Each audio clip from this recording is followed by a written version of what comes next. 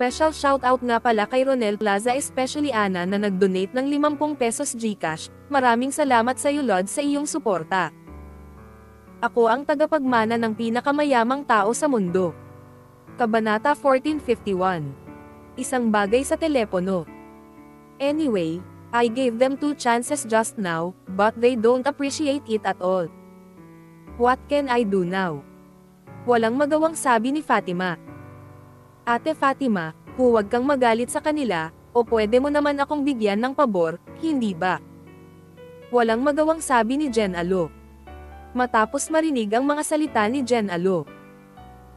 Hindi napigilan ni Fatima na lumingon kay Jen Alo, at pagkatapos ay sinabi sa isang maliit na bibig, ikaw ay isang tao na mahilig maging maingay, sinabi ko sa iyo ng maraming beses. Ako wala kang pakialam sa ganitong negosyo, anong ginagawa mo sa 2 taong ito? Oo, kasalanan ko ang lahat ngayon, kaya hindi ako dapat makialam sa sarili kong negosyo. Ate Fatima, tulungan mo lang ako, okay? Sa susunod siguradong hindi na ako makikialam sa sarili kong negosyo. Sabi ni Jen Alo na may napakawalang magawa na ekspresyon. At huminga ng malalim si Fatima at bumulong, sinasabi ko sa iyo, ito na ang huling pagkakataon. Sister Fatima, makatitiyak ka. Ipinapangako ko na ito na ang huling pagkakataon. Tiyak na hindi ko naaalalahanan ang ganitong bagay sa hinaharap. Tiwalang sabi ni Jen Alo. Sa oras na ito, si Fatima ay naghahanap lamang ng paraan para sa kanyang sarili na makababa ng hagdan, kaya tumingin siya kay Jen Alo at kinuha ang kanyang mobile phone. Pagkatapos mag-alinlangan ng ilang segundo, nakahanap pa rin siya ng teleponong idadial. Nakaraan. Dududo. Matagal na tumunog ang telepono bago kumonekta ang kabilang partido.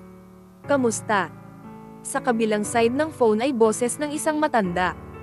Uncle Zhang, I'm Fatima. Nagkita kami sa birthday party ng pinsan ko last time. May impression ka ba kay Uncle Zhang? Nakangiting sabi ni Fatima. Munting sayaw. Medyo naguguluhan ang tono ng kabilang partido matapos marinig ang pangalan, na para bang hindi niya maalala kung sino itong Fatima. Tito Zhang, ang tatay ko ay si Jelito Ann. Nag-aatubili na muling nagpaalala si Fatima. Anak pala ni Jancheng, bakit bigla mo akong tinawag? Is there something wrong? Matapos malaman ang pagkakakilanlan ni Fatima, ang tono ng kabilang partido ay napakawalang interes pa rin. Natural na maramdaman ni Fatima ang kawalang interes ng kabilang partido. Pagkatapos ng lahat, ang kanyang ama, si Jelito Ann, ay isang marginal na tao sa pamilya Ann, at wala siyang impluwensya, kaya normal na normal para sa kabilang partido na magkaroon ng ganoon. Isang saloobin. Tito Zhang, nasa Wanshan Road ako ngayon, pero sinaktan ng kaibigan ko ang isang lalaking nagngangalang Conrad. Nahanap ni Conrad si Nilo at namuna sa isang taong hamarang sa atin. Ako. Sabi ni Fatima sa mahinang boses. May problema pala. Biglang natauhan ang kabilang partido, at pagkatapos ay mahinang nagsabi. Kilala ko ang Nilo na binanggit mo, mabuti iyon, tutulungan kitang malutas ang bagay na ito, hintayin mo ang aking tawag. Salamat Tito Zhang. Masayang sagot ni Fatima. Sinabi sa akin ng iyong pinsan noong una, at sinabi pa niya sa akin na alagaan ka, ngunit hindi mo ako kinontak, kaya nakalimutan mo, ngunit huwag mag-alala, dapat pa rin itong gawin ni Nilo. Bigyan mo ako ng mukha. Tandang padamdam panipi. Pagkasabi nito ay agad na ibinaba ni Shihan ang telepono. Napakapangit ng ekspresyon sa mukha ni Fatima. Kung tutuusin, kahit na ngayon lang niya inilipat ang kanyang ama, hindi nagbago ang tingin sa kanya ng kabilang partido, at pumayag lang ang kabilang partido na tumulong dahil sa kanyang pinsan. Para sa siguro ito ang agwat sa pagitan ng mga tao. Bagamat si Fatima at ang kanyang pinsan ay mula sa pamilyang An, ang kanilang posisyon sa pamilyang An ay isang langit at isang nasa ilalim ng lupa. Ngayon ang pinsan ni Fatima ay matagal nang sikat sa upper circle ng Hong Kong Island. Binanggit niya na makakasama siya sa pinakamatandang babae ng pamilya An, ngunit bihirang kilala si Fatima. Ang lahat ng ito ay may malaking kinalaman sa background ni Fatima. Ang ama ni Fatima ay isang marginal figure sa pamilyaan. Ngayon siya ay isang junior manager sa kumpanya ng pamilyaan, at ang kanyang mga kasamahan ay mga general manager at presidente na. Mula sa isang punto, makikita na si Fatima ay nasa mababa ang katayuan. Ate Fatima, anong problema? Sa oras na ito, natural na hindi alam ni Jen Alo kung ano ang iniisip ni Fatima, at nagtanong kay Fatima ng napakabalisa. Lumingon si Fatima at sinulyapan si Jen Alo, pagkatapos ay sinabi sa napakakalmang tono, "Nag-aalala ka ba sa trabaho ko? Humingi na ako ng tulong sa isang tao, si Cyrus ay dapat na magaling. Sister Fatima, karapat-dapat ka sa pamilyang Ann, talagang kamangha-mangha ka, at magagawa mo ito sa pamamagitan lamang ng pagtawag sa telepono. Sobrang hinahangaan kita," sabi ni Jen Alo kay Fatima sa sobrang excited na tono. Ang ekspresyon sa mukha ni Fatima ay napakawalang magawa, huminga siya ng mahina at hindi alam kung ano ang sasabihin. Kung tutuusin, paano magiging simple ang mga bagay gaya ng naisip ni Jen Alo? Napakababa ng katayuan ni Fatima sa pamilyang Ann mismo, at ang mga taong makakatulong sa oras na ito ay nakabatay lahat sa mukha ng kanyang pinsan. Kung may ibang pagkakataon, ang mga tao ay tiyak na hindi nakakatulong. Okay, wag mo akong purihin dito, kung hindi dahil sa'yo, hindi ako napasok sa mga kaguluhang ito. Sumimangot si Fatima at sinabi kay Jen Alo. Oo, kasalanan ko lahat ng pagkakataong ito. I promise hindi na kita guguluhin ulit sa susunod, okay? Ngumiti si Jen Alo at sinabi kay Fatima. At sumulyap si Fatima kay Jen Alo nang walang magawa, at mahinang sinabi, "Sabihin mo sa akin ang totoo, hindi ka mai-in-love sa Cyrus na ito sa unang tingin, hindi ba?" Sister Fatima, huwag kang magsalita ng kalokohan dito, paano ako mai-in-love kay Cyrus sa unang tingin, gaano na tayo katagal magkakilala? Mabilis na sumagot si Jen Alo. Kung ganoon, bakit pakiramdam ko ay tila nag-aalala ka sa Cyrus na ito? Mahinang sabi ni Fatima. May pakialam ako sa Cyrus na ito dahil sa tingin ko ay maaari tayong mag-usap, at ang bagay na ito mismo ay may kinalaman sa atin. Tumigil sandali si Jen Alo, at pagkatapos ay nagpatuloy. At paano kung gusto ko talaga si Cyrus? May isang napakagandang babae sa tabi ni Cyrus, at imposibleng magustuhan ako ni Cyrus.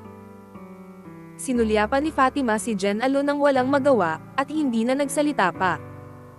Anong ginagawa nating dalawa ngayon? Mahinang tanong ni Jen Alo kay Fatima. Bumaba ka at tingnan mo kung ano ang nangyayari. Nabawasan ang takot ni Fatima matapos malaman na tutulong ang matanda, kaya nagkusa siyang tumayo at maghanda sa pagbaba ng bus. Ate Fatima, gusto mo ba talagang bumaba ng bus?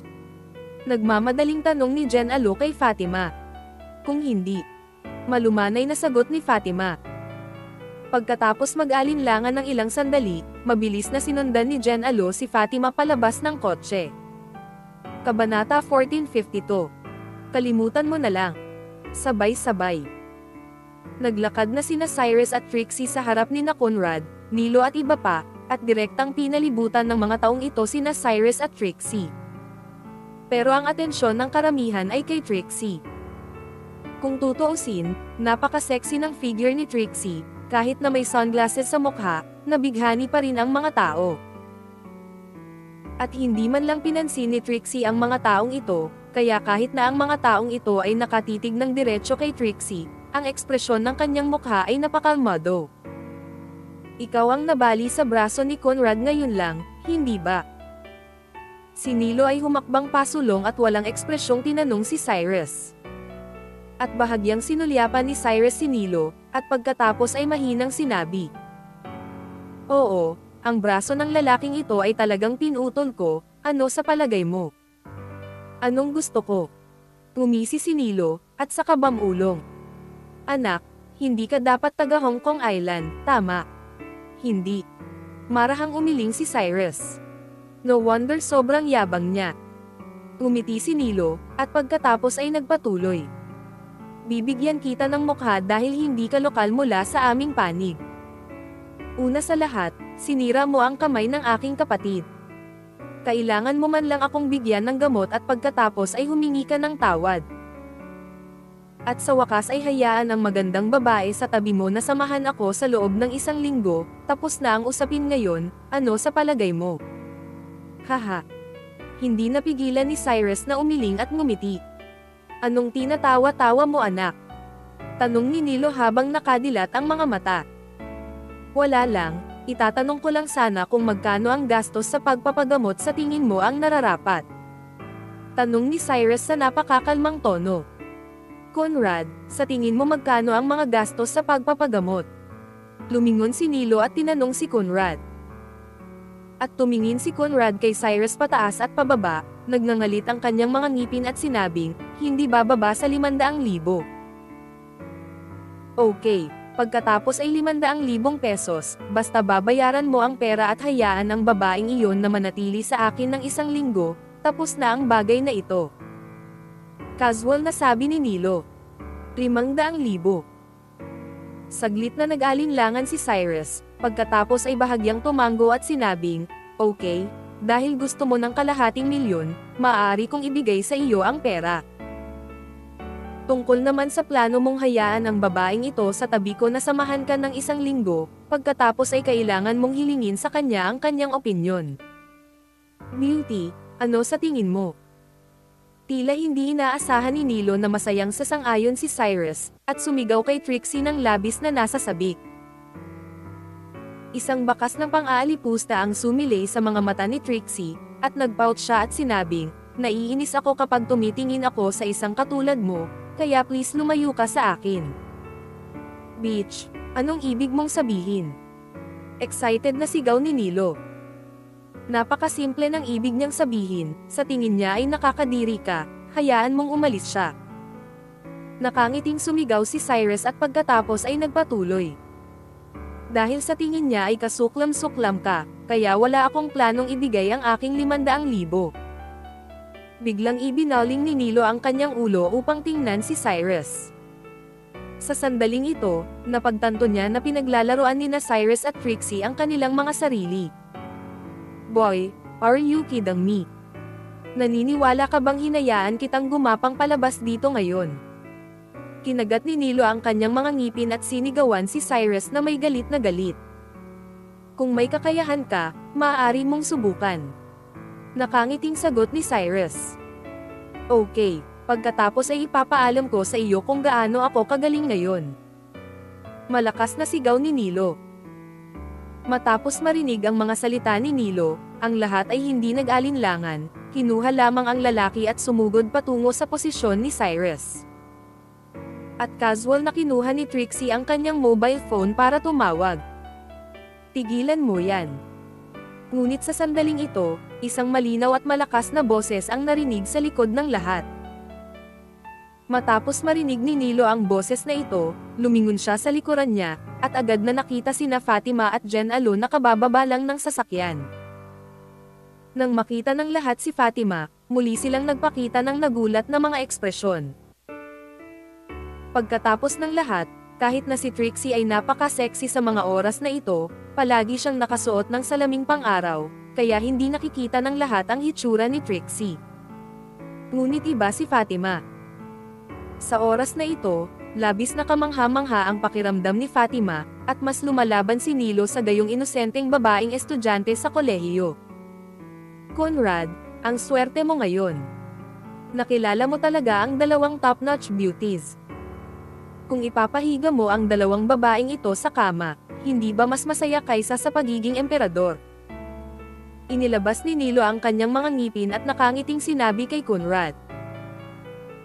Hindi yun, Kuya Nilo, ngayon tapos na tayong maglinis ng batang ito, hindi ka ba nakikipaglaro sa 2 babaeng ito ayon sa gusto mo? Mabilis na sumagot si Conrad nang nakangiti. Not bad, hindi sayang ang oras ngayon. Sinapo ni Nilo ang kanyang mga palad at tuwang-tuwang sinabi. Sa oras na ito, naglakad na si Fatima papunta kay Nilo, pagkatapos ay tumingin kay Nilo pataas at pababa, at mahinang nagtanong, ikaw dapat si Kuya Nilo, tama ba? Oo, ako ito. Umiti si Nilo at tumango.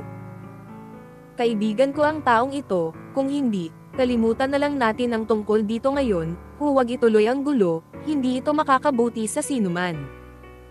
Walang ekspresyong sinabi ni Fatima.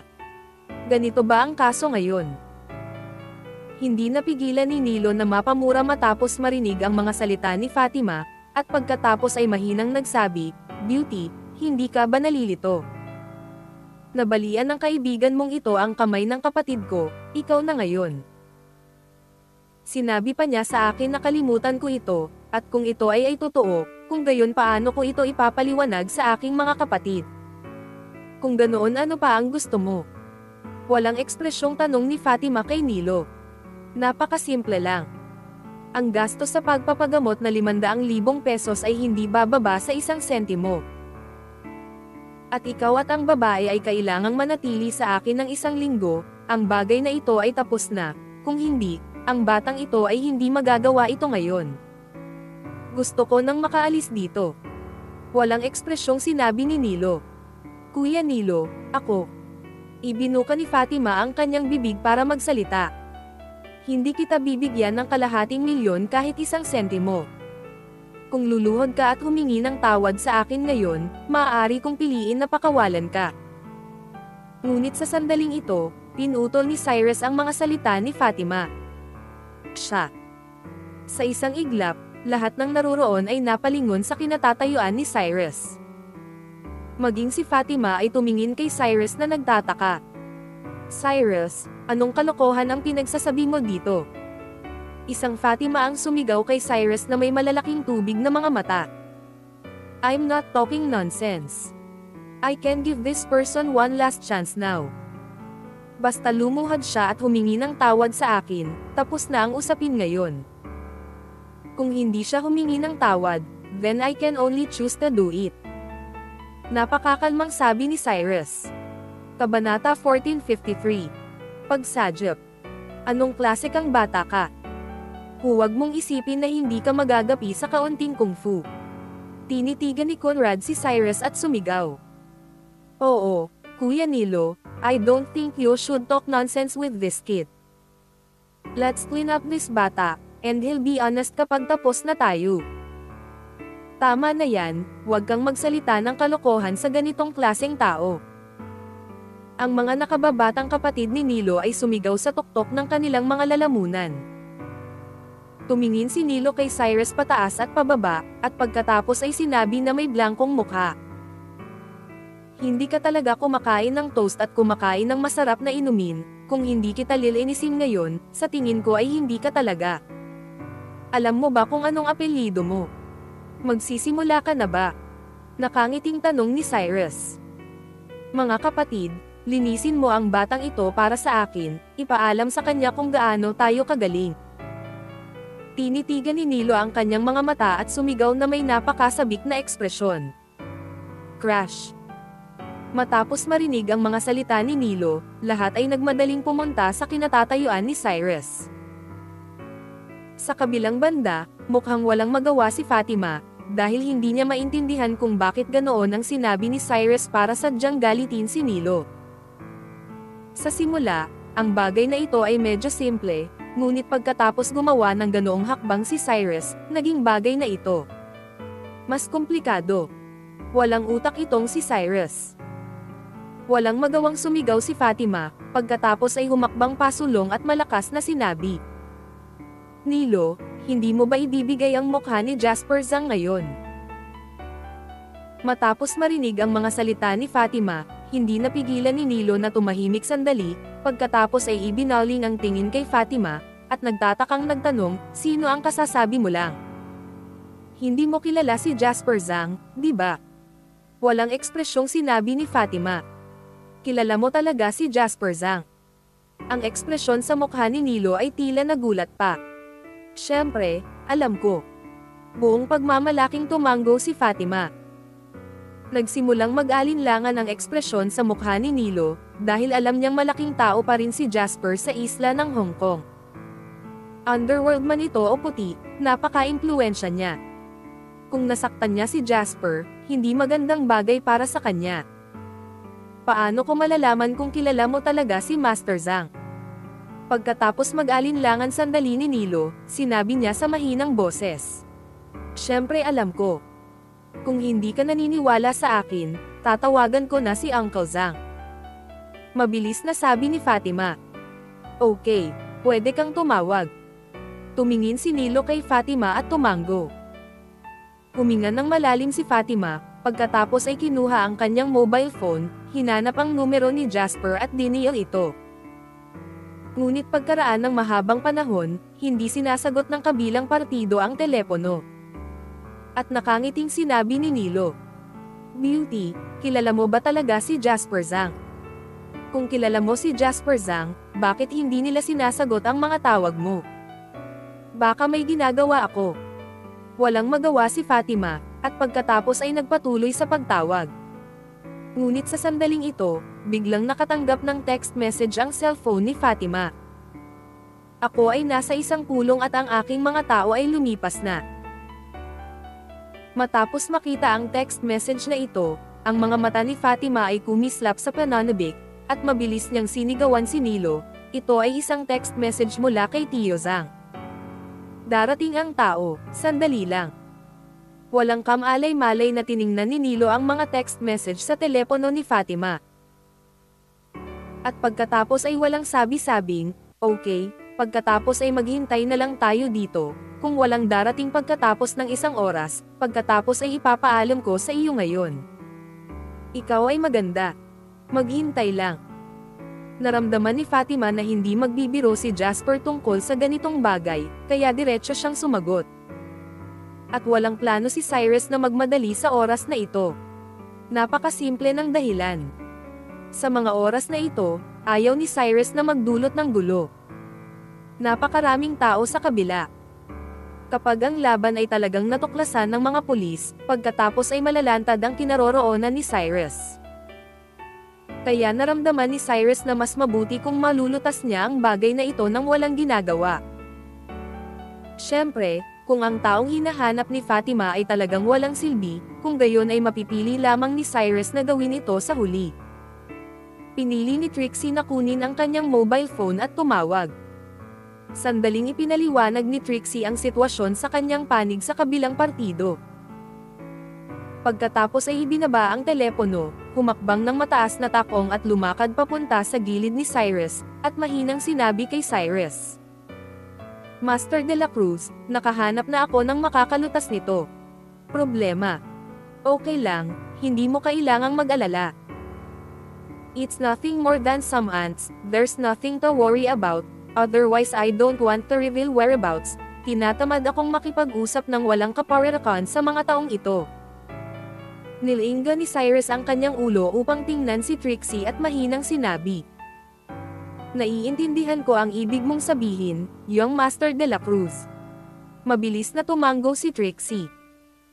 Halos 10 minuto ang lumipas, at isang itim na Mercedes-Benz ang dahan-daang huminto sa gilid ng kalsada.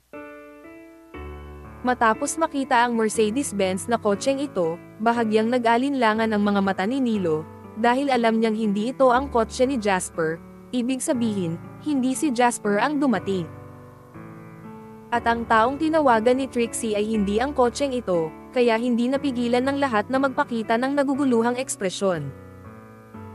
Matapos huminto ang Mercedes-Benz, lumabas sa kotse ang isang nasa katanghaliang gulang na lalaki, at saka walang ingat na sumigaw kay Nilo. Nilo, wala ka talagang batas ngayon. Hindi mo man lang ibinibigay ang mukha ni Jasper. Ngayon, ikaw ay naiinip ka, hindi ba? Matapos makita ang nasa katanghaliang gulang na lalaking ito, ang mga mata ni Nilo ay kumislap ng kaunting kakaiba, at pagkatapos ay sumimangot siya at sinabing, bakit ka bumalik? Anong ibig mong sabihin? Hindi pa ako makakapunta. Nagpout ang middle-aged na lalaki at sumagot. Sa kabilang banda, tumikim si Nilo, ang lalaking nasa katanghaliang gulang na lumitaw sa oras na ito ay hindi si Jasper, ngunit isang maliit na aso sa Hong Kong Island. Ang kanyang orihinal na pangalan ay Just Onizu, at ang kanyang katayuan ay talagang katulad ni Nilo. ay isang taong nagpapatakbo ng mga gawain para sa mga malalaking tao, marahil kahit na si Nilo ay mas mababa. Nitong mga nakaraang taon, mas malapit lang siya kay Jasper, ngunit sa katunayan, hindi man lang siya ang pinagkakatiwalaan ni Jasper. Sa makatuwid, ang taong ipinadala ni Jasper ngayon ay naging si Just Onizu na ito. Na maaaring patunayan na si Jasper ay hindi gaanong pinahahalagahan si Fatima sa kanyang puso, kung hindi, paano niya hahayaang lumapit si Just Oni, isang maliit na lalaki. At pagkatapos na makita si Just Oni, labis ding nadismaya si Fatima sa kanyang puso. Dahil hindi niya akalain na hindi gaanong pinahahalagahan ni Jasper ang kanyang sarili, kahit na hilingin ni Jasper ang isang driver na sumama ngayon, wala siyang sasabihin. Just Oni, anong ibig mong sabihin? Blanco ang tanong ni Nilo kay Just Oni. Anong ibig kong sabihin na hindi mo alam sa puso mo? Malumanay na sagot ni Just Oni. Pagkatapos ay tumangala kay Fatima. At sinabing may blankong mukha, hinihiling ako ni Master Zhang na lumapit at kunin ang babaeng ito, mas mabuting hindi mo na alam ang gagawin, at sasabihin ko sa iyo. Kabanata 1454. Pagsisihan mo. Tumingin si Just Oni kay Nilo pataas at pababa. Sa oras na ito, hindi niya alam kung gusto ni Nilo na bumitaw. Kung tutuusin, hindi man lang ipinaliwanag ni Jasper ang bagay na ito. Ipinaliwanag ito ni Jasper sa kanyang driver, at ayaw ng driver niya na harapin ang mga walang kwentang bagay na ito, kaya lumapit si Just Oni. Tiningnan ni Nilo si Just Oni mula sa itaas hanggang sa ibaba. Kahit na si Fatima ay talagang napakaganda, ngunit dahil may isa pang Trixie, naramdaman ni Nilo na hindi na kailangang pukawin ang isang tulad ni Jasper dahil sa pangyayaring ito. Dahil si Master Zhang ang humiling sa iyo na pumunta, maaari kong bigyan ka ng mukha para sa bagay na ito ngayon. Walang ekspresyong sinabi ni Nilo.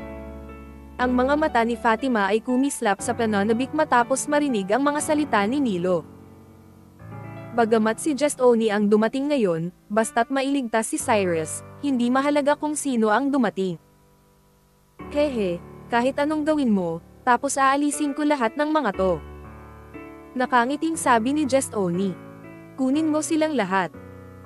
Hindi napigilan ni Nilo na matigilan matapos marinig ang mga salita ni Just Oni, at pagkatapos ay mahinang sinabi.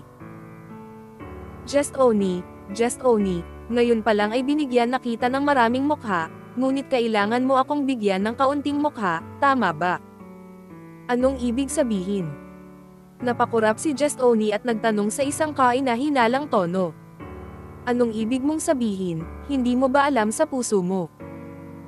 Nandito ba si Jasper ngayon para sa babaeng ito o para sa lahat? Pwede mo bang kunin ang babaeng ito ngayon para makapagnegosyo ka? Ang iba ay wala dapat. May kinalaman sa iyo, tama. Walang ekspresyong sinabi ni Nilo. Lumingon si Just Oni at sumulyap kay Fatima, pagkatapos ay mahinang nagsabi. Tama ka, sinabi sa akin ni Master Zhang ang tungkol sa isang taong nagngangalang Fatima, at ang iba ay walang kinalaman sa akin. Dalhin mo lang si Fatima. Nagmamadaling sinabi ni Fatima matapos marinig ang mga salita ni Just Oni. Kuya, binanggit ko ang kaibigan ko kay Tio Zhang sa telepono, hindi mo maaring balewalain ang kaibigan ko. Bakit hindi ko narinig si Mr. Zhang na pinag-uusapan ang tungkol sa mga kaibigan mo, o kaya'y tawagan mo na si Mr. Zhang ngayon, kung sinabi ni Mr. Zhang na kunin ko lahat ng kaibigan mo, aalisin ko sila, kung hindi, hindi ko aalisin sila ngayon. Isa lang sa inyo ang makukuha ko. Walang ekspresyong sinabi ni Just Oni kay Fatima. Agad na napatulala si Fatima matapos marinig ang mga salita ni Just Oni. Ang ekspresyon sa kanyang mukha ay sobrang walang magawa, hindi niya alam kung ano ang gagawin. Pwede ka bang tumawag? Kung hindi ka tumawag, sabay tayo. Sinabi ni Just Oni kay Fatima. Lumingon si Fatima at sumulyap kay Jen Alo, pagkatapos ay kinagat ang kanyang labi at mahinang sinabi, hintayin mo ako, tinatawagan ko si Uncle Zhang. Pagkatapos sabihin ito, kinuha ni Fatima ang kanyang mobile phone at muling tinawagan si Jasper, ngunit sa pagkakataong ito ay walang sumasagot. Paano na? Hindi ba sinasagot ni Master Zhang ang tawag mo? Tanong ni Nilo kay Fatima na may kalahating ngiti ngunit hindi nakangiti. Ang mga mata ni Fatima ay kumislap sa kawalan ng pag-asa, at siya ay bumulong. Nilo, ako ang pamilyang Ann, si Bernadette Ann ay aking pinsan, si Bernard Ann ay aking pinsan, binigyan mo ako ng mukha at pakawalan mga kaibigan ko, okay. Hahaha. Humagalpak ng tawa si Nilo matapos marinig ang mga salita ni Fatima, at pagkatapos ay malakas na sinabi, Beauty, ano ang pinagloloko mo dito? Kung talagang kabilang ka sa pamilyang Ann, Master Zhang sa ganoong ugali, inaakala mo akong tanga. Hindi alam ni Just Oni ang pagkakakilanlan ni Fatima sa oras na ito, kaya hindi siya masyadong nagsalita. Kung gusto mo talagang kunin ang batang ito ngayon, okay lang. You can ask Miss Ann and young Master Ann and call them now. If I can get a call from the two of them, then I'll let you all go. O kung hindi, ang batang ito ay hindi gustong umalis dito ngayon. Sabi ni Nilo sa napakayabang na tono. Ang ekspresyon sa mukha ni Fatima ay hindi pangkaraniwang pangit. Kung tutuusin, kahit si Jasper ay hindi na sumasagot sa sarili niyang mga tawag ngayon, kaya wala siyang lakas ng loob na abalahin sina Bernadette at Bernard. Ang status ni Fatima sa Ann family mismo ay medyo mababa. Karamihan sa mga tao ay minamaliit ang kanilang pamilya, at ayaw niyang mahihiyang itanong sa iba ang bagay na ito, at kahit na magbukas siya ngayon, matutulungan nila sila. Hindi kinakailangan. Iniisip ang hindi pangkaraniwang pangit na ekspresyon sa mukha ni Fatima dito, kung tutuusin, sila rin ay mula sa pamilyang Ann, kaya ang pagkakaiba sa paggamot ay medyo malaki. Susundan mo ba ako? Inipding tinanong ni Just Oni si Fatima. Kung hindi mo aalisin ang kaibigan ko ngayon, hindi rin ako aalis. Kinagat ni Fatima ang kanyang labi at sinabi. Okay. Dahil hindi ka aalis, kalimutan mo na. Anyway, natapos ko na ang gawain, at hindi ko na makontrol ang iba. Si Just Oni ay halatang masyadong tamad na asikasuhin ang mga nostalgic na bagay na ito, kaya pagkatapos na bumalik sa Fatima nang walang ingat, sumakay siya sa kotse. Tumingin si Fatima kay Just Oni na may labis na pagtataka sa kanyang mukha. Dahil walang nag-iisip na si Just Oni ay talagang itataboy ng ganito. Ate Fatima, bakit wala pa rin ang taong ito? Talaga bang balak niya tayong iwan? Tanong ni Jen Alo kay Fatima sa sobrang gulat na tono. Mukhang hindi man lang ako isinapuso ni Tio Zhang. Sabi ni Fatima sa mahinang boses. Kung gayon ano ang gagawin natin ngayon? Mabilis na tanong ni Jen Alo. Hindi ko na alam ang gagawin ko ngayon. Nung tinawagan ko itong Uncle Zhang, mukhang wala silang pakialam sa akin, pero ngayon hindi na nila sinasagot ang mga tawag ko, at wala akong gagawin. Well, it can ipaubaya na lang sa tadhana. Walang ekspresyong sinabi ni Fatima. Si Jen Alo naman ay tumingin sa kinatatayuan ni Cyrus. Ngayon lang siya makakaasa kay Cyrus mag-isa. Kung tutuusin, si Cyrus ay sobrang kumpiyansa nang magsalita siya ngayon. Kaya't maaari lamang ipagdasal ni Jen Alo na si Cyrus ay hindi nagyayabang noon. Boy, umalis na si Just Oni, anong gagawin mo this time? May card ka pa ba? Lumapit si Nilo at nakangiting tinanong si Cyrus. Bahagyang tumingin si Cyrus kay Nilo at walang sinabi. At ang mga taong iyon sa boss ay orihinal na inakala na makakatakas si Cyrus sa pamamagitan ng pag-asa sa relasyon ni Fatima. Ngunit sa kasamaang palad ay walang nag-isip na ang relasyon ni Fatima ay tila hindi ganoon kadaling gamitin, at wala pa ring paraan upang baguhin ang pagtatapos. Mga kapatid, gawin natin ito. Malakas na sigaw ni Nilo. Wala akong kakilala sa mga nabanggit mo, pero may kilala akong malapit ng lumipat, kaya payo ko maghintay ka, baka pagsisihan mo. Ngunit sa sandaling ito, biglang sinabi ni Trixie. Tumawag ka rin ng tulong. Tinitigan ni Nilo si Trixie pataas at pababa, at nagtanong sa mapanghamak na tono. Oo. Tumanggo si Trixie. Kabanata 1455. May tao na naman dito. Daan sa bundok. Direktang hinaranggan ni Nilo, Conrad at iba pa ang daan ni Cyrus. Noong una, inakala ni Fatima na malulutas niya ang mga problemang ito sa pamamagitan ng pagtawag kay Jasper, ngunit walang nag-isip na hindi sineseryoso ni Jasper ang bagay na ito. Tumingin si Nilo kay Trixie pataas at pababa, at nakangiting sinabi, "Beauty, ipinapayo ko sa iyo na sayangin mo ang iyong enerhiya, kaya paano kung tumawag ka ng isang tao dito? Maliban kung anyayahan mo ang panganay na anak na si Bernard Ann, anumang it's useless para dumating ang mga tao." "Sigurado ka ba?" Kalmadong sagot ni Trixie. At naramdaman ni Nilo na si Trixie ay isang ordinaryong kagandahan lamang. Kung talagang may background si Trixie, dapat ay sinabi na niya sa kanyang sarili, hindi na kailangang maghintay hanggang sa oras na ito. Ngunit si Nilo, upang maging maingat, ay nagtanong pa rin kay Trixie.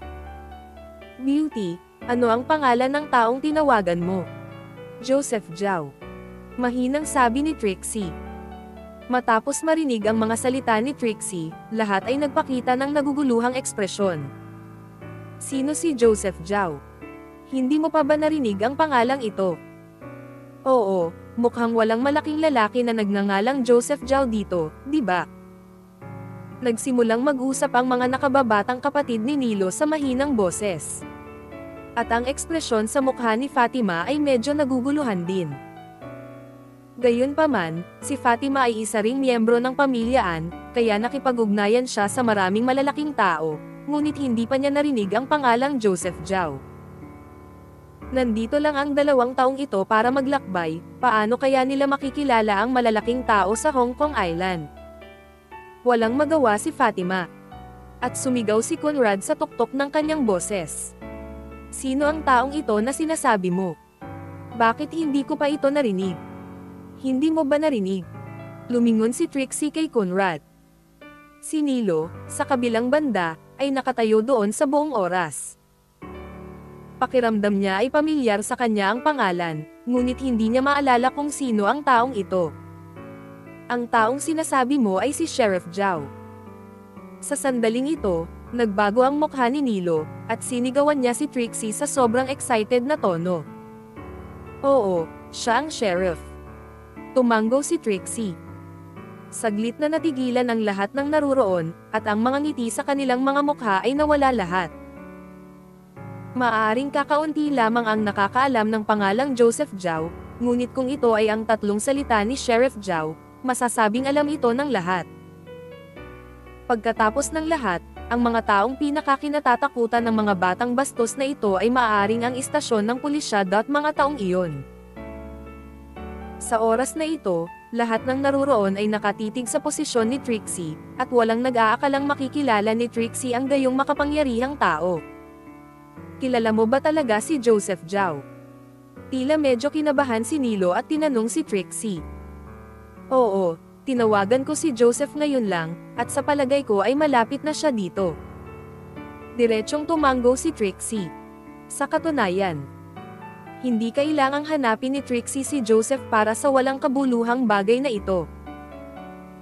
Ngunit pinili pa rin niyang tawagan si Joseph ngayon, ang layunin ay ipaalam kay Cyrus na mayroon pa rin siyang ilang koneksyon sa Hong Kong Island, at ito ay kung magtutulungan sila.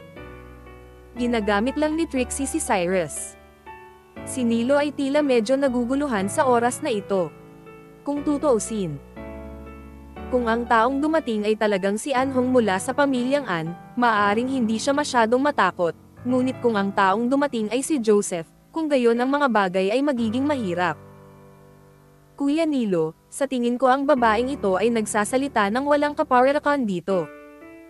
Paano niya nakilala si Joseph sa murang edad?" Naglakad si Conrad sa gilid ni Nilo at bumulong kay Nilo. "Oo, talagang makapangyarihang mga tao ang mga maaaring makipag-ugnayan kay Joseph. Tiyak na hindi kilala ng babaeng ito si Joseph. Halatang sinasadya niya tayong takutin. Kuya Nilo, huwag kang magpaloko." Sumunod naman ang iba pang mga nakababatang kapatid. Tila bahagyang lamambat ang ekspresyon ni Nilo matapos marinig ang sinabi ng kanyang nakababatang kapatid. Sa oras na ito, naramdaman din niya na imposibleng makilala ni Trixie ang gayong makapangyarihang tao, kaya direktang sinabi ni Nilo kay Trixie. Hindi ka nagsisinungaling sa akin, di ba? Sa tingin mo ba kailangan ko pang magsinungaling sa'yo? Kung ayaw mong maniwala, dito na lang tayo maghihintay. Diretsyong sabi ni Trixie. Okay, I'll be waiting here today. Kapag nalaman kong nagsinungaling ka sa akin, I will really fuck you tonight. Kinagat ni Nilo ang kanyang mga ngipin at sinabi. Si Cyrus, sa kabilang banda, ay tahimik na nakatayo sa gilid. Malinaw na malinaw sa kanya na ang walang kwentang bagay na ito ay hindi na kailangang mag-alala, at tiyak na kakayanin ito ni Trixie. Sa oras na ito, ang magagandang mata ni Jen Alo ay kumislap din ng kaunting pagdududa, at pagkatapos ay lumingon siya at mahinang nagtanong kay Fatima. Sister Fatima, kilala mo ba kung sino ang Joseph na pinag-uusapan nila? Si Joseph ang sheriff ng police station. Napaka-energetic daw ng taong ito. Underworld man ito o puti, lalo siyang maimpluwensyahan. Marami sa malalaking pamilya natin sa Hong Kong Island ang gustong bigyan ng mukha itong Joseph. Paliwanag ni Fatima sa mahinang boses. At ang ekspresyon ni Jen Alo sa kanyang mukha ay halatang labis na nasasabik pagkatapos marinig ang mga salita ni Fatima. At sinabi niya sa kanyang mukha, Sister Fatima, kung talagang kilala ng babaeng ito ang isang napakalakas na tao, maliligtas ba tayo ngayon? Ha? Masyado kang nag-iisip. Paano siya nakilala ng isang kasing laki ni Joseph? Sa tingin ko ay baka nag-uurong lang siya ng oras. Walang magawang umiling si Fatima. Si Jen Alo, sa kabilang banda, ay tumingin kay Trixie na may pagtataka sa mukha. Bagamat naramdaman ni Jen Alo na medyo makatwiran ang sinabi ni Fatima, ang ekspresyon ng mukha ni Trixie ay lubos na kumpiyansa sa oras na ito, at mukhang hindi man lang siya naantala ng oras. Kung talagang hindi kilala ng babaeng ito si Joseph, bakit siya kumpiyansa? Hindi napigilan ni Jen Alo na bamantong hininga sa kanyang puso, at pagkatapos ay hindi malay na tumingin sa kinatatayuan ni Cyrus. Nalaman niyang napaka-confident din ni Cyrus sa oras na ito. Lumipas ang oras sa bawat minuto. Sa oras na ito, lahat ng naruroon ay tahimik na naghihintay, at hindi nila alam kung ano ang huling resulta ng bagay na ito. Pagkaraan ng hindi malamang tagal, isang itim na kotseng Audi ang mabilis na dumaan at huminto sa harap ng bus. Nang makita ni Nilo ang Audi na kotseng ito, isang bakas ng pagdududa ang sumilay sa kanyang mga mata. Maya-maya, bumukas ang pinto. Isang medyo may edad na lalaki ang dirdiretsyong lumabas ng sasakyan. Nang makita ni Nilo ang nasa katanghaliang gulang na lalaking ito, ang buong tao ay natulala, at ang ekspresyon sa kanyang mukha ay hindi makapaniwala. Dahil ang nasa katanghaliang gulang na lalaki na lumitaw sa oras na ito ay walang iba kundi si Joseph. Siyempre, lahat ng nakababatang kapatid na dinala ni Nilo ay kilala si Joseph, kaya ang mga taong ito ay medyo natulala sa oras na ito. Paano ito posible? Kilala talaga ng babaeng ito si Joseph. Sino siya?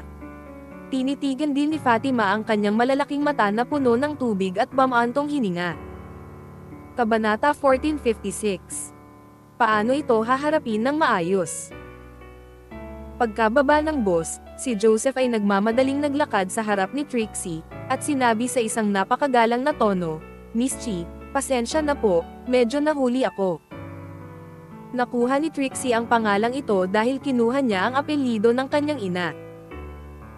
Ngunit ang apelyido ng ama ni Trixie ay Chi, kaya marami pa ring tao sa Hong Kong Island na gustong tawaging Miss Chi si Trixie. Sargento Zhao, nakakapagod talagang pumunta ka dito ng personal para sa walang kwentang bagay na ito. Walang ekspresyong sagot ni Trixie. Miss Chi, ano bang pinagsasabi mo? Karangalan ko na mapagsilbihan ka. Nanginginig na sabi ni Joseph. Sa oras na ito, lahat ng naruroon ay natulala. Talagang hindi nila maisip kung sino si Trixie at kung bakit niya nagawang maging magalang si Joseph. Ang larawang ito ay medyo kakaiba. Maaaring hindi alam ng mga taong ito na patuloy na pinalalawak ni Trixie ang kanyang impluwensya para sa paghihiganti. Sinubukan niya ang kanyang makakaya upang mangolekta ng malaking halaga ng ebidensyang kriminal ni Joseph. Kapag naibigay na ang mga kriminal na ebidensyang ito, magiging dead end na si Joseph. Sa makatuwid, masasabing masunurin si Joseph sa mga salita ni Trixie. Ang mga taong ito ay humaharang sa aking daan. Ano sa tingin mo ang pinakamahusay na paraan upang harapin ang mga taong ito? Itinuro ni Trixie si Nilo at ang iba pang nasa harapan niya, at walang ekspresyong sinabi. Miss Chi, ipaubaya mo sa akin ang bagay na ito. Nagmamadaling sumagot si Joseph sa mahinang boses, at pagkatapos ay naglakad patungo kay Nilo. Si Nilo ay lubos na natakot sa oras na ito.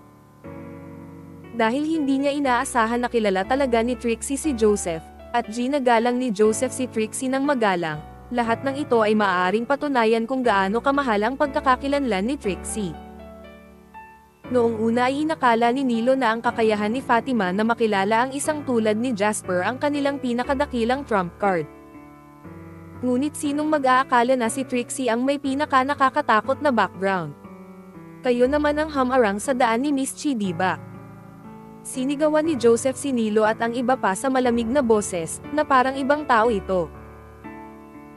Zhao, Sargento Zhao, ako, hindi ko alam na ito si Miss Chi, at ako, hindi ko alam na kilala ka ni Miss Chi, hindi ko talaga alam, kung alam ko, sana ay.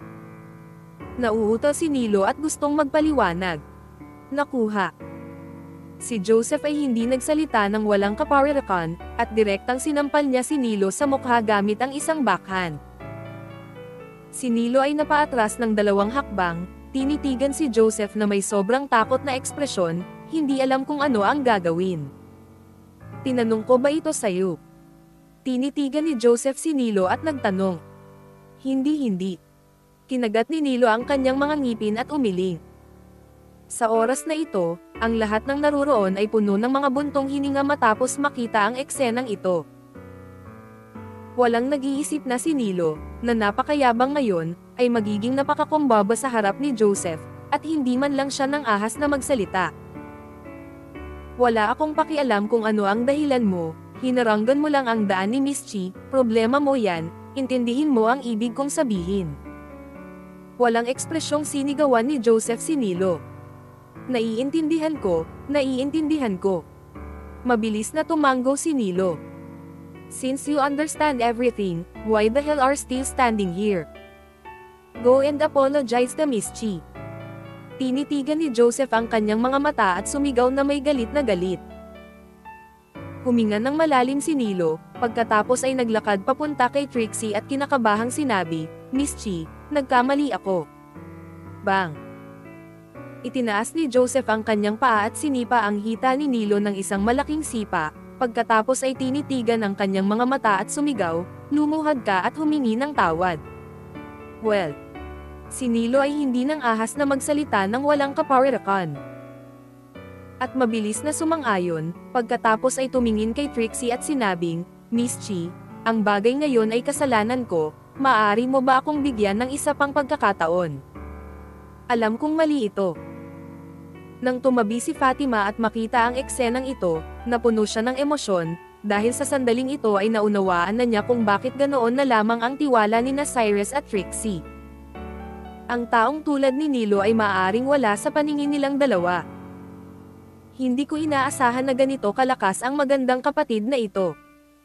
Hindi napigilan ni Jen Alo na huminga ng mahina.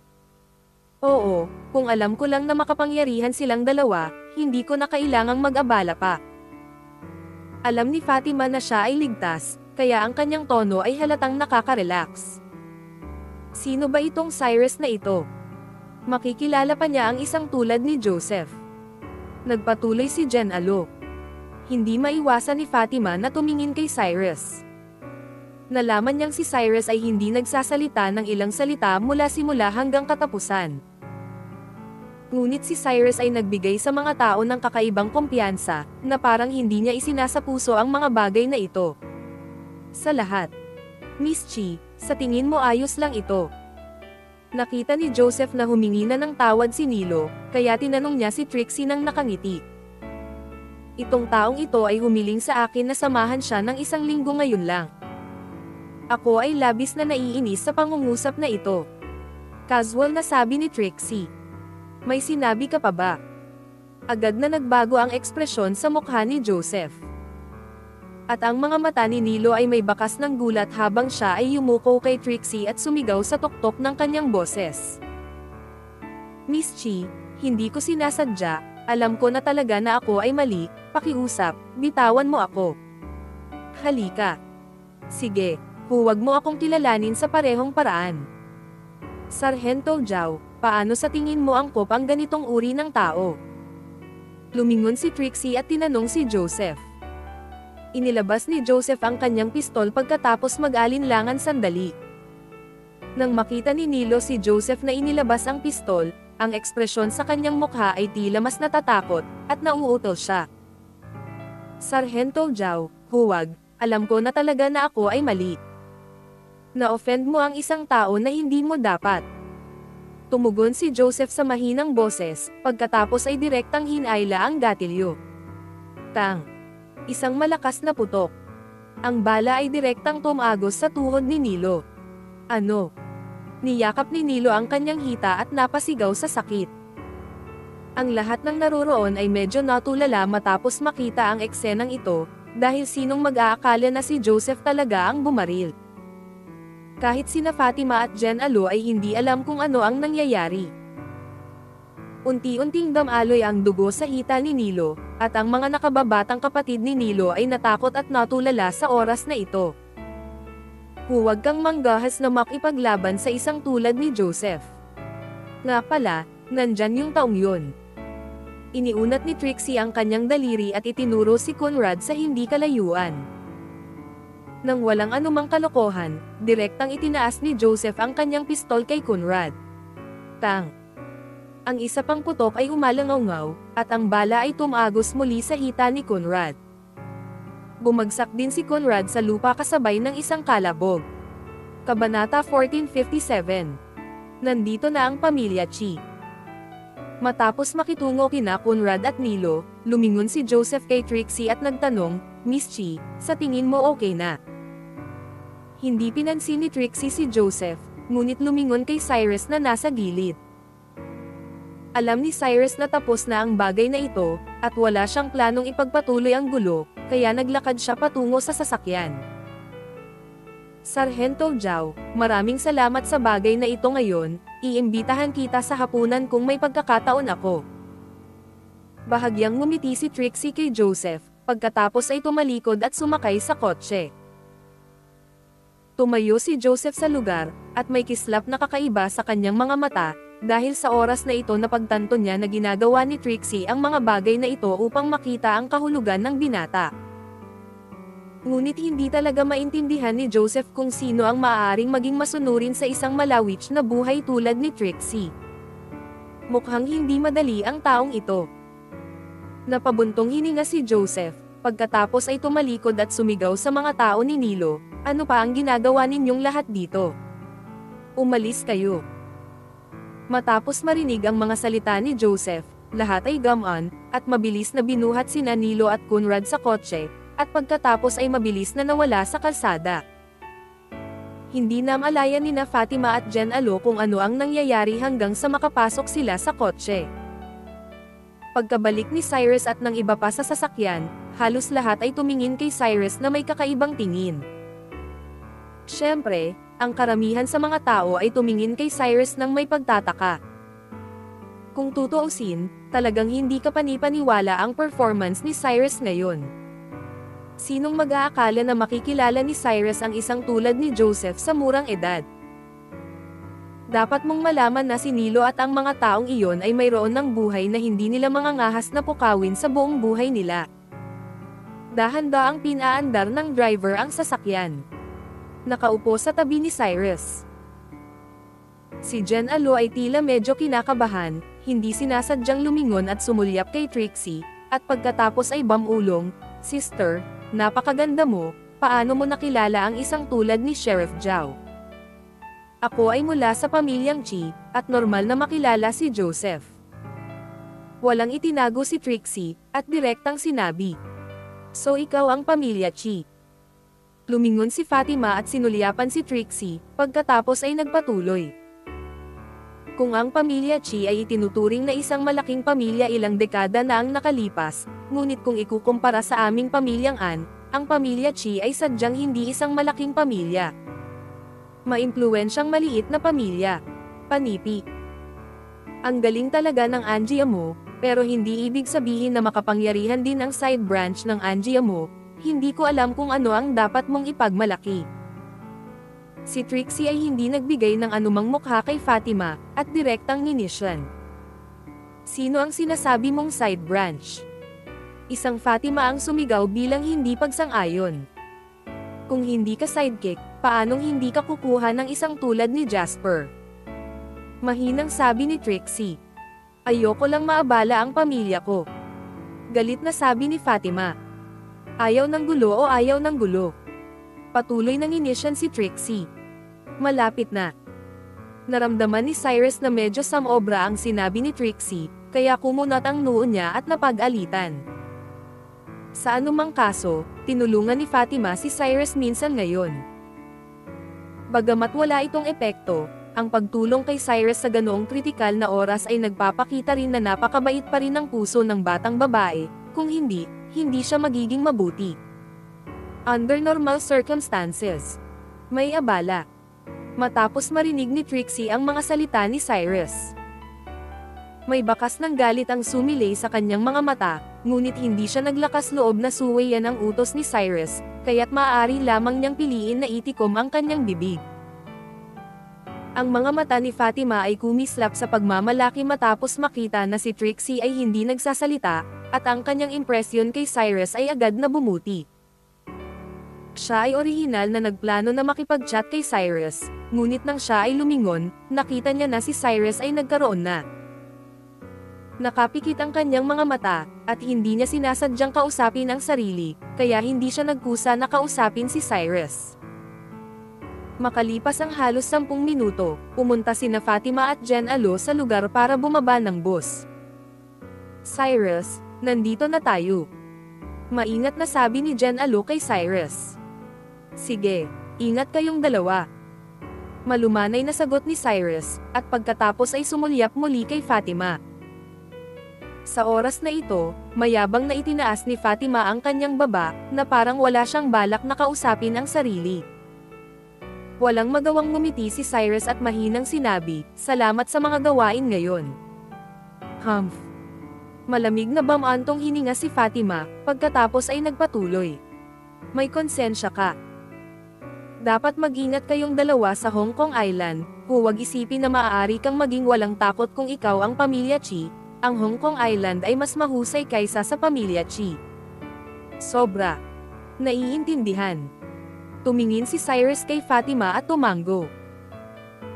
At nagkusa si Fatima na makipagpalitan ng mga numero ng telepono kay Cyrus pagkatapos mag-alinlangan sandali, at inutusan din si Cyrus na tawagan siya kung sakaling magkaroon ng anumang problema.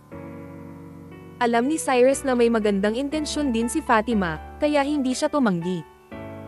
Isang Fatima at Jen Alo ang lumabas sa kotse. Patuloy na sumugod sina Cyrus at Trixie sa kinaroroonan ng villa ni Chi.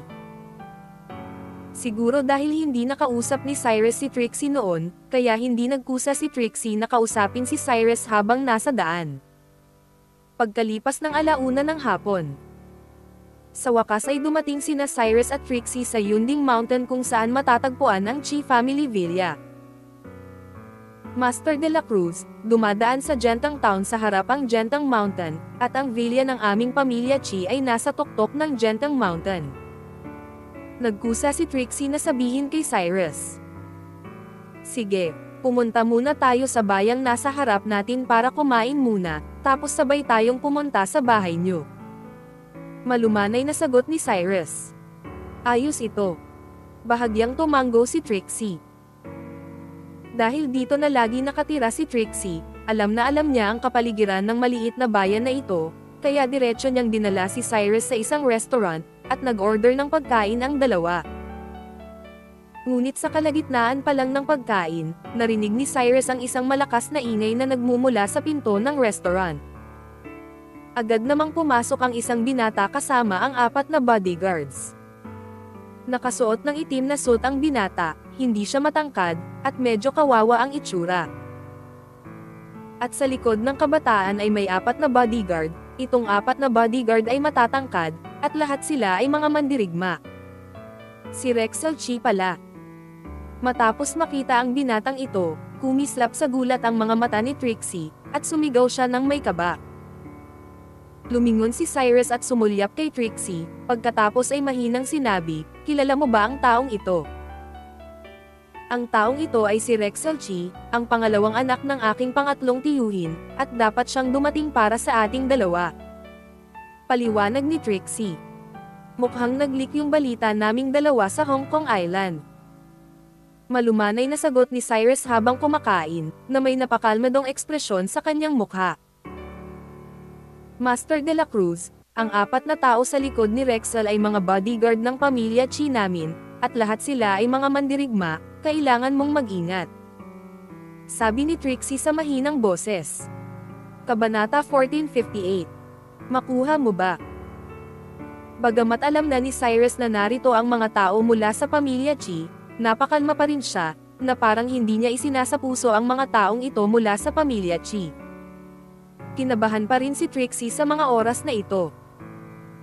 Kung tutuusin, nagpakita sila ni Cyrus dito sa oras na ito, na nangangahulugang sinabi niya sa pamilya Chi na pinagtaksilan niya ang pamilya Chi. Kung nabigo ang plano, kung gayon ang kanyang pagsisikap para dito maraming taon ay maaring maging katumbas ng halaga.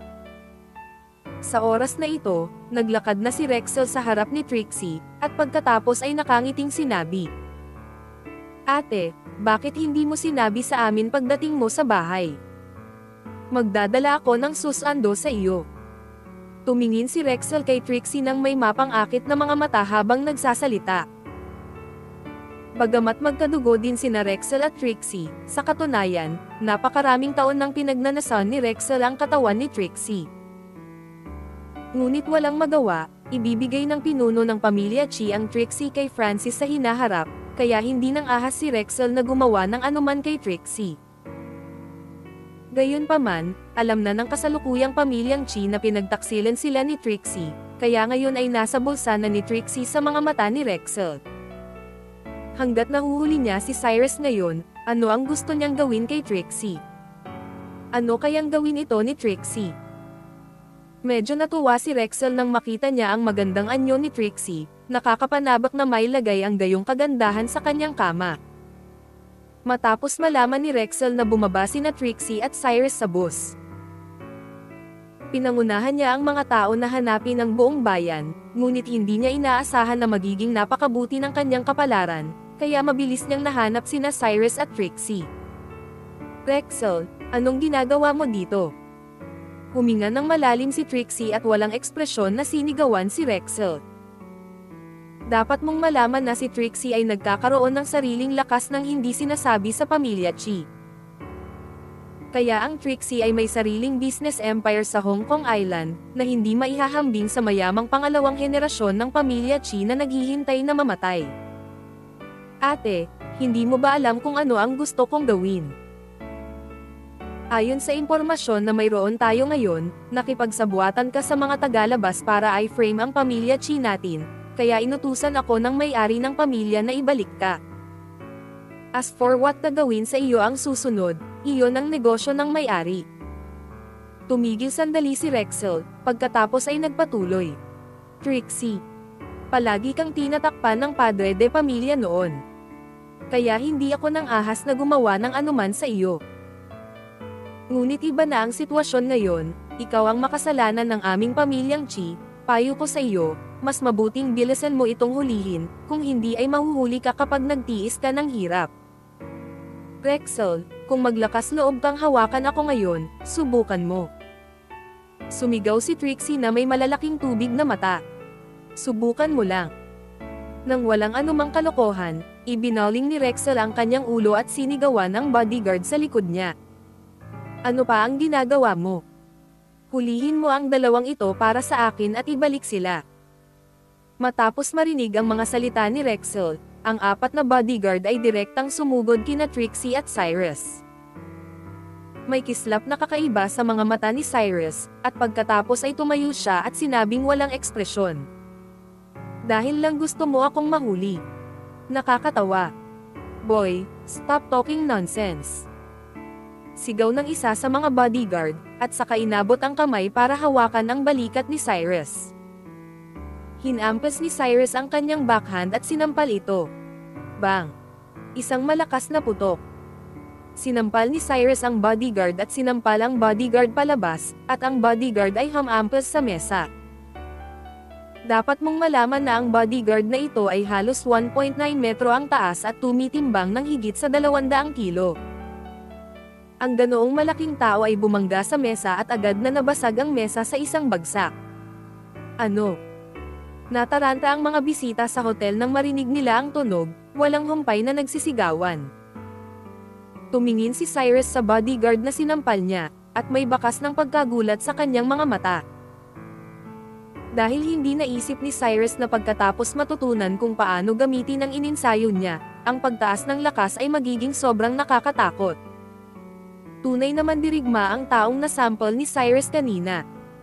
Bagamat napakababa ng kanyang kaharian, siya ay isang mandirigma din. Bago si Cyrus, imposibleng sampalin ni Cyrus ang isang martial artist ng direkta. Ngunit ngayon lang, nagkaroon ng nakakatakot na epekto si Cyrus nang hindi sinusubukan ang kanyang makakaya. Talagang hindi nagsinungaling sa akin ang matanda, nakakamangha talaga itong tiger technique. Hindi napigilan ni Cyrus na mapabuntong hininga sa kanyang puso. Tila napagtanto din ni Rexel na may mali, at mabilis na sinigawan ang 3 pang bodyguard. Anong ginagawa niyong 3 na nakatayo pa dyan? Tinisin mo muna ang batang ito. Ang iba pang 3 bodyguard ay natural na hindi nang ahas na maging pabaya sa oras na ito, at direktang sumugod sa posisyon ni Cyrus. Bagamat ang 3 taong ito ay pawang mga mandirigma, sila ay masyadong mahina sa harap ni Cyrus.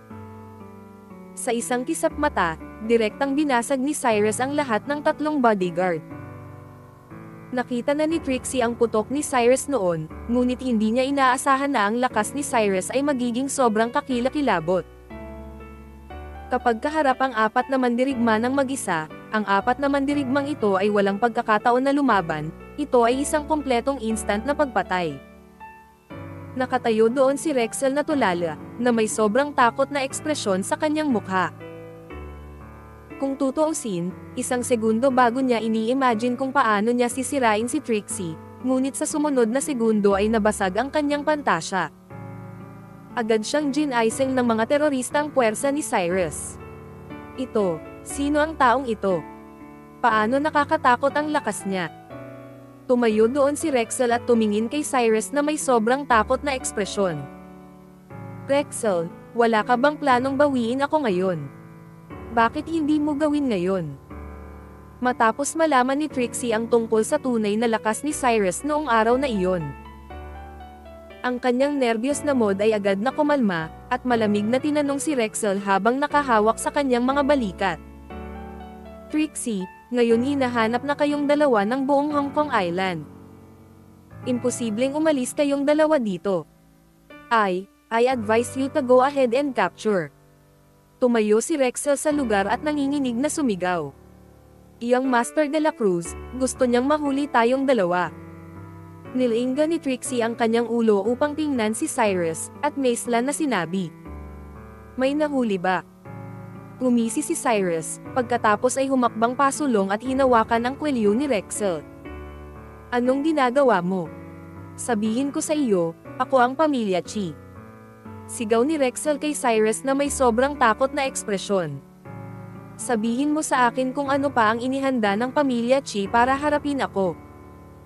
Tanong ni Cyrus na walang ekspresyon ang mukha. Hindi ko sasabihin sa'yo, mas mabuting bitawan mo na ako, baka mamatay kang pangit. Sigaw ni Rexel sa malakas na boses. Matapos marinig ito, ang mga mata ni Cyrus ay kumislap ng bakas ng kawalan ng kakayahan, at pagkatapos ay sinampal niya ng backhand ang mukha ni Rexel. Nakuha. Isang malutong na tunog. Itinagilid ni Rexel ang kanyang ulo at nahimatay. Master de la Cruz, ano ang susunod nating gagawin? Si Trixie ay humakbang pasulong at tinanong si Cyrus na kinakabahan. Kabanata 1459. Pagkagulo ng pamilya Chi. Bagamat matagal nang iniisip ni Trixie na sila ni Cyrus ay tiyak na makakaranas ng matinding labanan pagdating nila sa Hong Kong Island. Hindi niya inaasahan na ganoon kabilis ang tugon ng pamilya Chi. Bagamat ang pamilya Chi ay hindi na ang pamilyang Chi noon. At natural na walang paraan upang may kumpara ito sa mga tunay na malalaking pamilya sa Hong Kong Island. Ang pamilya Chi ay mayroon na ngayong tulong ng mga taong Francis at Humphrey, kaya ang lakas ng pakikipaglaban ng pamilya Chi ay tiyak na hindi dapat maliitin. Master de la Cruz, ano ang dapat nating gawin ngayon? Kinakabahang tanong ni Trixie kay Cyrus. Nilainggan ni Cyrus ang kanyang ulo at bahagyang sinulyapan si Trixie, at mahinang sinabi. Mukhang nalantad na ang balita na tayong dalawa ay nakarating sa Hong Kong Island. Kung hindi ay hindi magagawa ng pamilya Chi ang isang bagay sa kaming dalawa ng napakabilis, at ngayon lang muna kami makapunta sa pamilya Chi. Ngayon, sana ay nasa kamay pa rin ng pamilya Chi si Amy. Master de la Cruz, pupunta ka ba sa bahay ni Chi ng ganito? Nang marinig ni Trixie ang mga salita ni Cyrus, isang flash ng pagkabigla ang sumilay sa kanyang mga mata, at ang ekspresyon sa kanyang mukha ay hindi rin kapani-paniwala. May tanong. Nilainggan ni Cyrus ang kanyang ulo at tinanong si Trixie.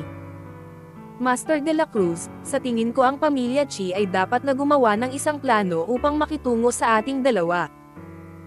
Kung pupunta tayong dalawa sa pamilyang Chi ng ganito, mamamatay tayo. Dapat tayong magplano ng mabuti bago pumunta sa pamilyang Chi. Panipi. Maingat na sabi ni Trixie kay Cyrus. Hindi kailangan. Bahagyang umiling si Cyrus, at pagkatapos ay mahinang sinabi. Ang pamilyang Chi na naiisip mo ay dapat ding maisip ito, hindi nila dapat naisip na papatayin nating dalawa ang pamilya Chi ng ganoon kabilis. Tumingin si Trixie kay Cyrus, ang ekspresyon ng kanyang mukha ay tila kinakabahan pa rin. Pagkatapos ng lahat, hindi alam ni Cyrus kung anong uri ng pag-iral ang pamilyang Chi, ngunit napakalinaw ni Trixie sa kanyang puso. Tara na. Tumingin si Cyrus kay Trixie at sinabi. Huminga ng malalim si Trixie, pagkatapos ay humakbang sa likod ng high heels ni Cyrus. Sa oras na ito, ang mga taong iyon sa hotel ay tumingin kay Cyrus ng kakaiba. Kung tutuusin, ang eksena kung saan nakipag-usap si Cyrus kay Rexel at sa lima pa nilang mag-isa ay masyadong nakakagulat. Maging ang may-ari ng hotel ay nakalimutan na kung ano ang gusto niyang gawin. Bumawi kay Cyrus. Si Cyrus at Trixie ay nagmamayabang palabas ng hotel. Naglakad si Trixie sa harapan para manguna kay Cyrus, at ang isip ni Cyrus ay patuloy na iniisip kung ano ang susunod niyang gagawin. Ibang-iba ang Hong Kong Island sa mainland. Sa simula, pinaalalahanan din ni Jonathan si Cyrus na napakaliit ng impluwensya ng King City sa Hong Kong Island. Dahil ang mga mangangalakal na pilak ay inookupahan ang tamang lugar sa lugar na ito, kaya kahit na ang King City ay nagsusumikap sa lahat ng oras upang palawakin ang impluwensya nito sa Hong Kong Island, ngunit ang epekto ay minimal. Nangangahulugan din ito na si Cyrus ay walang background sa Hong Kong Island. Kahit anong mangyari, siya lang ang makakalutas nito. Siyempre, medyo networker si Trixie sa Hong Kong Island. Ngunit ang mga koneksyon ni Trixie ay karaniwang hindi nagkakahalaga ng pagbanggit sa harap ng mga pilak na mga ngalakal. At naramdaman din ni Cyrus na may mali sa oras na ito. Alam ng pamilya Chi na maagang dumating sina Cyrus at Trixie sa Hong Kong Island. Ngunit ang tugon ng pamilya Chi ay gumawa ng inisyatiba upang aksyonan si Cyrus, na nangangahulugan na ang lahat ng ito ay maaaring sa plano ng pamilya Chi. Hindi kaya sinasadya ni Francis ang balitang ito sa akin. Gusto lang niya akong pangunahan sa lugar na ito sa Hong Kong Island. Agad na napagtanto ni Cyrus kung ano ang nangyayari, at may kakaibang tingin sa kanyang mga mata. Ngunit kahit alam ni Cyrus na ang lahat ng ito ay malamang na nasa plano ni Francis, hindi pa rin pinili ni Cyrus na sumuko. Pagkatapos ng lahat, si Amy ay nasa kamay pa rin ng pamilya Chi, at tiyak na hindi uupo si Cyrus. Makalipas ang halos 10 minuto, biglang huminto si Trixie. Dumating. Nilingga ni Cyrus ang kanyang ulo upang tingnan si Trixie, at mahinang tinanong si Trixie. Master de la Cruz, ang White Manor sa harap mo ay ang lumang bahay ng pamilya Chi. Sigurado ka bang gusto mong pumasok ngayon? Saglit na nag-alinlangan si Trixie, at mahinang tinanong si Cyrus.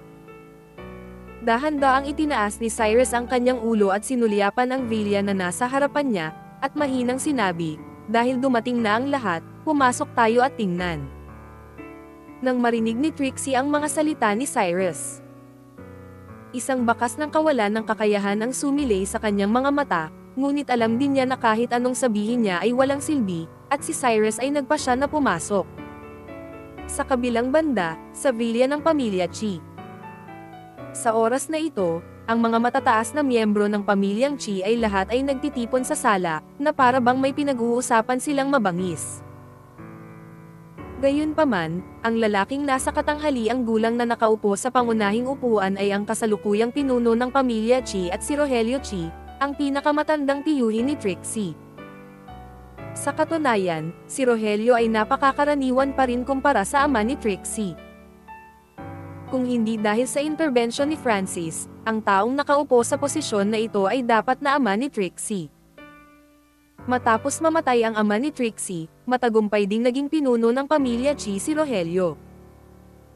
Sa pamumuno ni Rogelio, ang pamilya Chi ay wala pang 1 taon, at ngayon ito ay naging accessory ni Francis sa Hong Kong Island.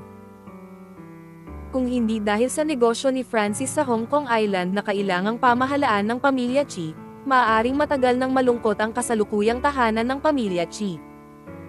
Kinamumuhian din ni Trixie si Rogelio, ang tiyuhin. Dahil kung hindi dahil kina Rogelio at Francis ang kinuwerte ang kanyang ama, hindi sana namatay ang ama ni Trixie, at si Rogelio ay nakakulong kay Trixie sa bahay ni Chi sa loob ng maraming taon. Ang layunin ay maghintay na ibigay ang Trixie kay Francis. Ang pagbibigay ng sarili sa kanyang kaaway na pumapatay sa ama ay isang malaking kahihiyan para kay Trixie. Kaya lang, napakalinaw ni Trixie sa kanyang puso na ngayon ay wala na siyang kakayahan na makipagkompetensya sa mga behemoth tulad ng pamilya Chi at Francis. Kaya't si Trixie ay nagtitiis at naghihintay ng pagkakataon na paunlarin ang kanyang lakas. Ngunit ngayon ay dumating na ang pagkakataon ni Trixie. Ang pagkakataong ito ay si Cyrus. Patriarch, sa palagay ko ay hindi natin kailangang gawing ganap ang mga bagay-bagay. Ang background nitong Cyrus ay hindi simple. Kung talagang masasaktan natin itong Cyrus, ito ay magiging isang napakalaking problema para sa ating pamilya Chi. Isang nasa katanghaliang gulang na lalaki ang bamulong kay Rogelio. Pang-apat, sa tingin ko mali ang sinabi mo, pero may nagawa na tayo sa manliligaw ni Cyrus, at malapit nang dumating si Cyrus. Kung makikipagpayapaan ka kay Cyrus, paano mo ipapaliwanag kay Mr. Feng? Sinundan ito ng isa pang nasa katanghaliang gulang na lalaki. Oo, may lobo sa isang tabi at tigre sa kabila, hindi natin kayang masaktan ang buong pamilya sa magkabilang panig. Kung hindi mo kayang saktan ka, nasaktan mo na sila, at ngayon wala na tayong paraan. Ang lahat sa pamilya Chi ay muling nag-away. Sa oras na ito, ang pamilya Chi ay halos nahahati sa 2 kampo. Sa isang banda, ayaw nilang masaktan si Cyrus. Kung tutuusin, alam din nila ang background ni Cyrus. Sa kabilang banda, sinuportahan nila ang panig ni Francis, dahil nakagawa na sila ng hakbang laban kay Amy, at wala ng paraan. At si Rogelio ay may lihim na iniisip pagkatapos marinig ang sinabi ng lahat, at hindi umimik mula simula hanggang wakas. Patriarch, anong ibig mong sabihin? Sa sandaling ito, isang medyo may edad na lalaki ang nagtanong kay Rogelio na nakakunot ang noo. Kabanata 1460. Patayin mo. Matapos marinig ang mga salita ng nasa katanghaliang gulang na lalaki, Lumingon si Rogelio at bahagyang sinulyapan ang nasa katanghaliang gulang na lalaki, at saka blankong sinabi. Nagpaliwanag na si Pangulong Fang, hanggat mahuli natin si Cyrus, ibibigay natin ang Minggayo Group sa amin ni Chi. Tahan na, sa tingin ko ito ay isang magandang pagkakataon para sa aming pamilya na tumalikod. Minggayo Group. Lahat ng naroroon ay natigilan matapos marinig ang mga salita ni Rogelio, at ang mga ekspresyon sa kanilang mga mukha ay hindi rin kapani-paniwala. Patriarch, totoo ba ito? Tuwang-tuwang tanong ng nasa katanghaliang gulang na lalaki na tutol sa pakikitungo kay Cyrus. Siyempre totoo. Dapat alam mo rin kung ano ang ibig sabihin ng Minggayo Group. Ito ay isang nakalistang grupo na nagkakahalaga ng higit sa 10 bilyon. Kung talagang makukuha ng ating pamilyang Chi ang pagkakataong ito, kung gayon ito ay magiging napakahalaga para sa lahat sa ating pamilyang Chi. Ito ay isang magandang bagay na sasabihin. Mabagal na sabi ni Rogelio. Kung talagang balak ni Mr. Fang na ibigay sa atin ang Minggayo Group, sa tingin ko maaari pa rin tayong makipagsapalaran. Sa sandaling ito, isang nasa katanghaliang gulang na lalaki ang bamulong. Oo, iniisip ko rin. Kung ito ang kaso, hindi natin dapat palampasin ang pagkakataong ito. Nagsalita ang lahat. Malinaw, ang mga taong ito sa pamilyang Chi ay hindi kumikita. Kung hindi nila sila bibigyan ng kaunting tamis, ang mga taong ito ay hindi handang lumahok sa mga usaping ito sa pagitan nina Cyrus at Humphrey. Patriarch, ang pang-akit ng Minggayo Group ay talagang napakalakas, ngunit may isang bagay na kailangan mong isaalang-alang ng malinaw. Hindi ganoon kadali para sa atin na harapin si Cyrus. Nabalitaan ko na itong si Cyrus ay tila isang martial artist. Panipi. Sa sandaling ito, walang ekspresyon ang sinabi ng isang medyo kalmadong nasa katanghaliang gulang na lalaki. You don't have to worry about this, inayos na ni Mr. Fang na tumulong, so what if martial artist si Cyrus? Ang pinadala ni Mr. Fang ay isa ring martial artist, kaya hindi na natin kailangan gawin ang kahit ano, maghintay lang at manood ng palabas. Ngayon, mahinang sabi ni Rogelio. Matapos marinig ang mga salita ni Rogelio, lahat ay nagpakita ng masayang ekspresyon. Kung tutuusin, ito ang resulta na talagang gusto nilang makita. Wala silang kailangang gawin, ngunit sa huli ay maaani nila ang pakinabang ng mangingisda. Ito ay isang magandang bagay para sa pamilya Chi. Sa oras na ito, mabilis na lumapit kay Rogelio ang isang binata na mukhang bodyguard, at saka bamulong. Patriarch, natanggap ko lang ang balita na natuklasan ni G. Rexel sina Cyrus at Trixie, at ngayon dinala na niya sila. Kasama niya. May dumating para arestuhin silang dalawa. Ayos ito. Bahagyang tumango si Rogelio, isang kislap ng pagmamalaki ang kumikislap sa kanyang mga mata. Matapos marinig ang pangungusap na ito, napagtanto ng lahat na may gustong gawin si Rogelio kay Cyrus, sumang-ayon man sila o hindi. Kaya lang sa sitwasyong ito, walang pipiliing tumayo para pabulaanan si Rogelio. Hiniling ko kay Rexel na kumuha ng mga tao para subukan ang lakas ni Cyrus. Kung si Cyrus ay hindi man lang makapasa sa antas ni Rexel, magiging napakadali para sa amin na mahuli si Cyrus.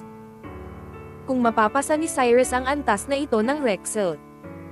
Di bale, kung tutuusin, nasa atin pa rin ang trump card na naiwan ni Mr.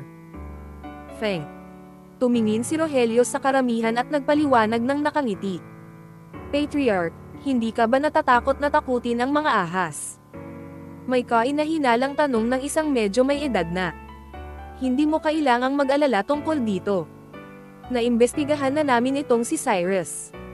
Ang karakter ni Cyrus ay masyadong mayabang. At ang kanyang babae ay nasa aming mga kamay pa rin, kaya dahil si Cyrus ay naglakas loob na pumunta sa Hong Kong Island ng mag-isa, pagkatapos ay si Cyrus.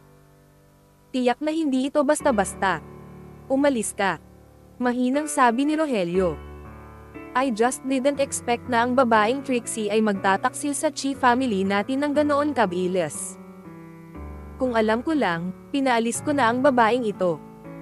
Sa sandaling ito, sabi ng isang dalaga sa malamig na boses. Itong babaeng to ang gusto ni Mr. Feng. Kung hindi, matagal ko na siyang naalis. Paano ko siya napanatili hanggang ngayon?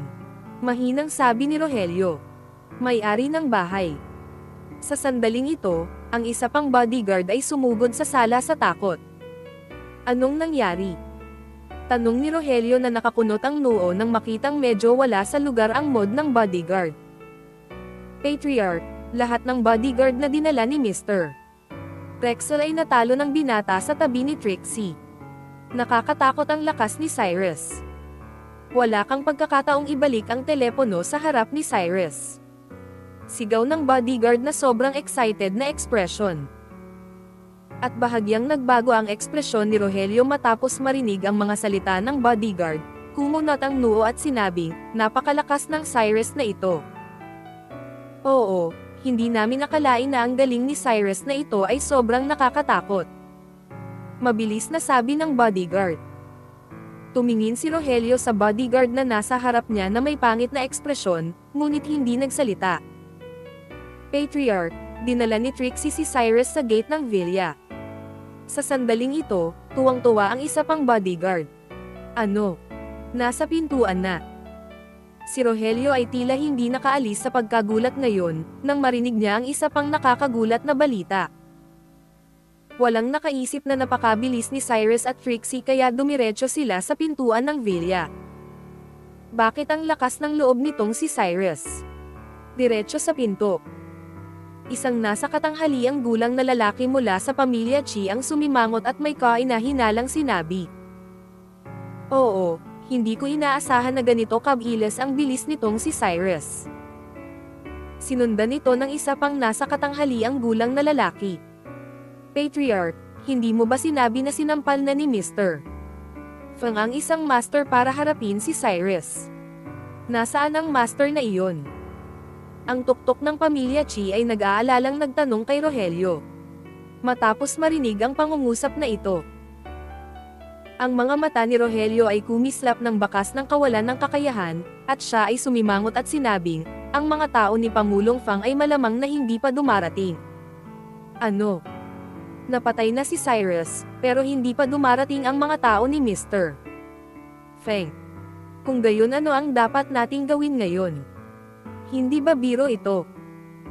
Sa isang iglap, ang lahat ng miyembro ng pamilyang Chi na naruroon ay nataranta, at ang mga ekspresyon sa kanilang mga mukha ay labis na kinakabahan. Kung tutuusin, ang lakas ng pakikipaglaban ng pamilya Chi ay napakalimitado pa rin. Kung wala ang tulong ni Francis, ang kasalukuyang sitwasyon ng pamilya Chi ay magiging lubhang mapanganib.